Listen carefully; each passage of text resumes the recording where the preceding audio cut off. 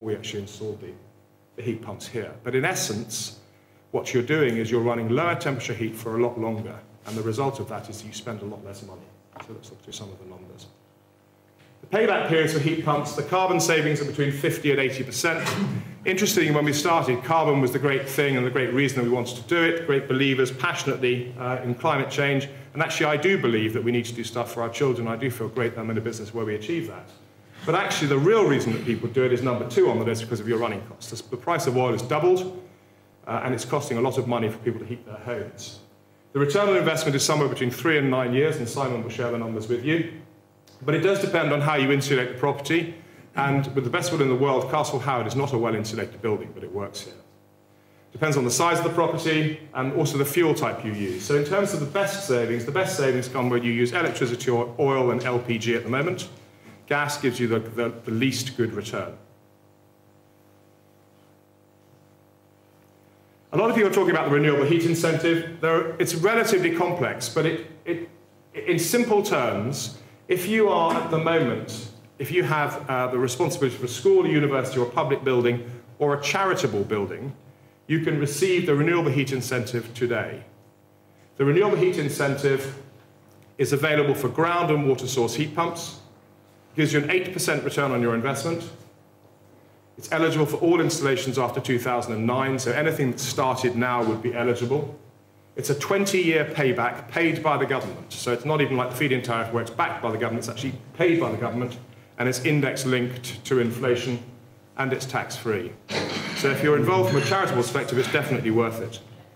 Next year, the government, from October 2012, will be offering it for non-domestic buildings. The eligibility date still goes back to 2009, so it shouldn't prevent anybody from actually doing any work now. It again runs for 20 years, it's index linked to inflation, and will give you a return of about, we think it'll give you a return of about 8%. The bottom number is the one we're not clear on yet. The important point is, and the reason that we deal primarily in heat pumps, is that heat pumps give you a payback without the RHI. So you don't have to have the RHI to make it work. You don't have to have the renewable heat incentive to make it work. It's a bonus. I want to give you a little example here of what you could do if you had a house, and the one that's closest to us is Highgrove. There are proposals in place at the moment to put ground source heat pumps in for the main house. It may not go that way, but there are proposals to do that. And this here is the main building, here. And this is the 300-metre distance, and this area here is 200 metres by 50 metres, and we're going to put trenches in that direction, so vertically up there. Those trenches would then be in place, they'd be covered about 4 feet deep, and then there would be a line of about 350 metres up to the house. At the Prince of Wales's house, he also has air source heat pumps. One of them is to heat the gardener's mess, which is where the gardeners dry all their clothes. That's a 9 kilowatt heat pump, the one like the one you'll see outside. He has one for the swimming pool that heats the swimming pool, which makes it a lot cheaper to heat the pool. And there's a proposal to put one in for some of the staff rooms on the back of the main house. The Prince of Wales also has a biomass boiler, which has been put in about 8 years ago, which runs on wood chip, and that heats the orchard room, which is the room here, which the Prince of Wales uses for entertaining. And then the thought was there would be 2 ground source heat pumps, which I showed you previously, which would be in the basement of Highgrove House. In addition, on the estate, which is towards the south of the estate, there are 2 cottages which have ground source heat pumps in them. And the greenhouse is a picture which I showed you earlier, which have these boreholes here, heat the greenhouses in this area here. And our offices have 6 boreholes and heat this building here.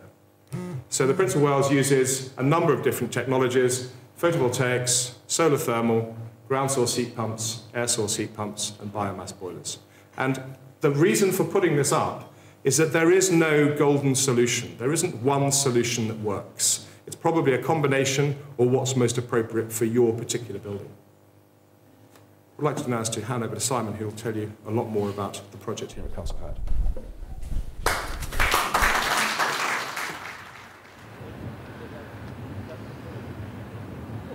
What did we do here?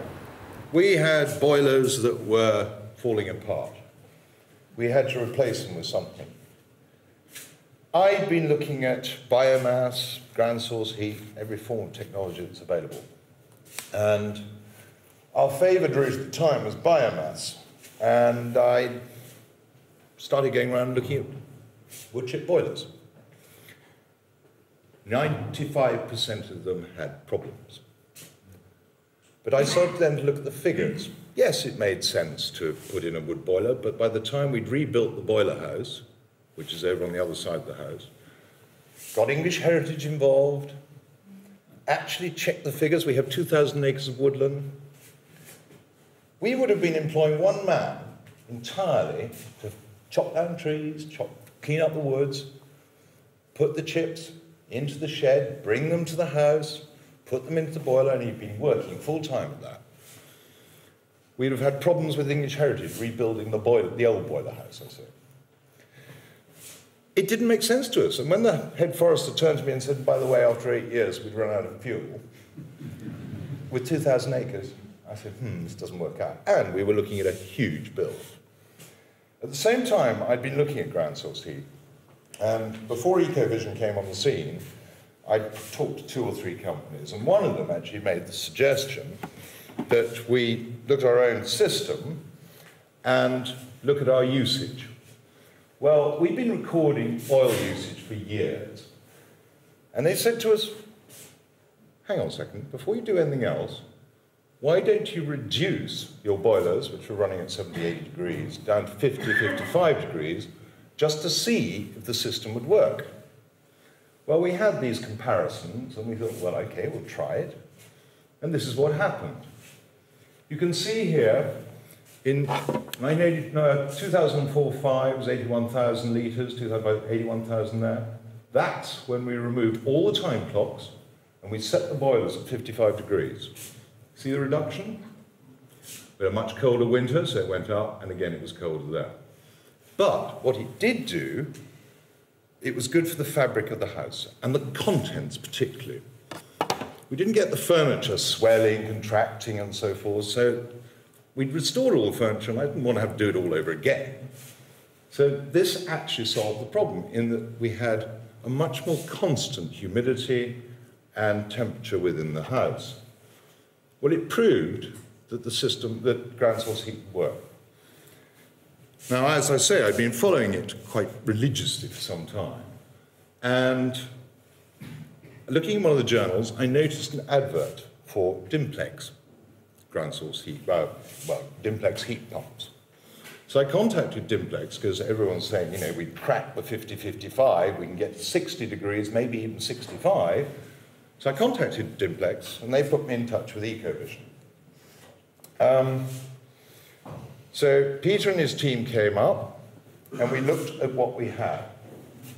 We have lakes, we have lots of lawn. We also have an aquifer somewhere underneath us. But Yorkshire Water were extremely unhelpful. They wouldn't tell us where it was. So anyway, in talking to Ecovision, we opted for the water solution because it was the cheapest.